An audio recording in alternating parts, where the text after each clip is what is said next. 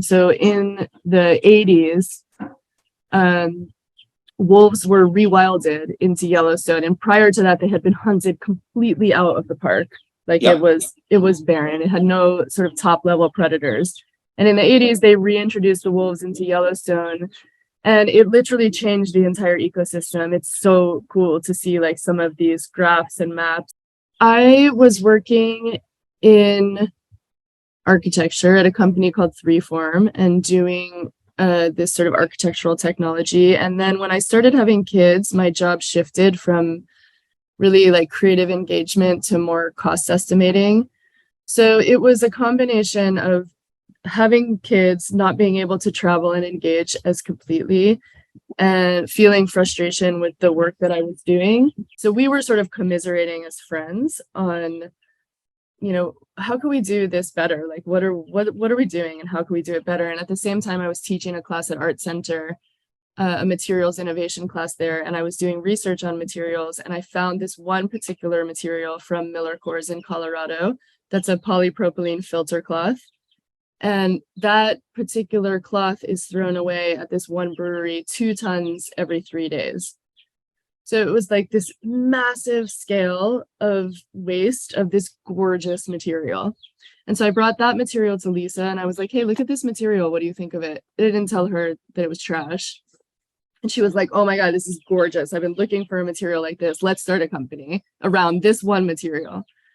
And then my grandfather died and he left me $30,000, which we used to start the company. So that was our initial budget for the year, which included, you know, renting a studio space, buying machines, getting a website up and running, doing all of the, you know, the initial design work.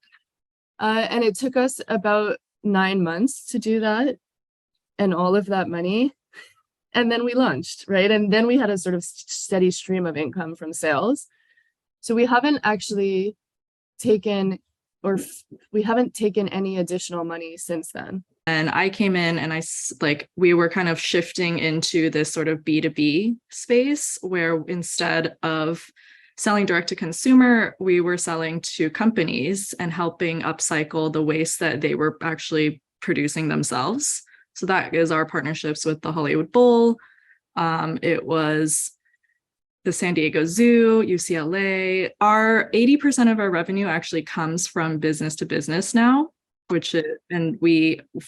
the last 4 years that I've been here, we kind of shifted away from consumer sales because neither of us are product designers.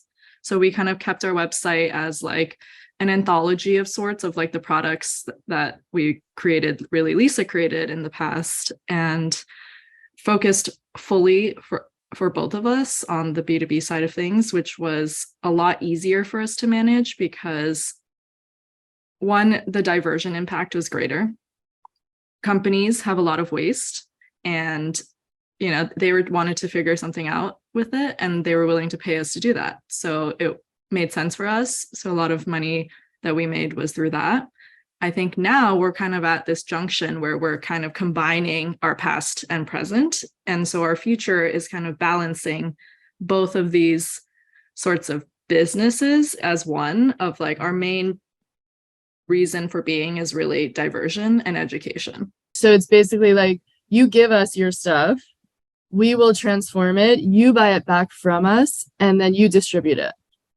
It's important to say that when we work with companies, when we're doing B2B work, we're making them take responsibility. Like Greg, what you mentioned, where it's just like, we're never just taking in materials without a partnership or commitment from the company that we're working with.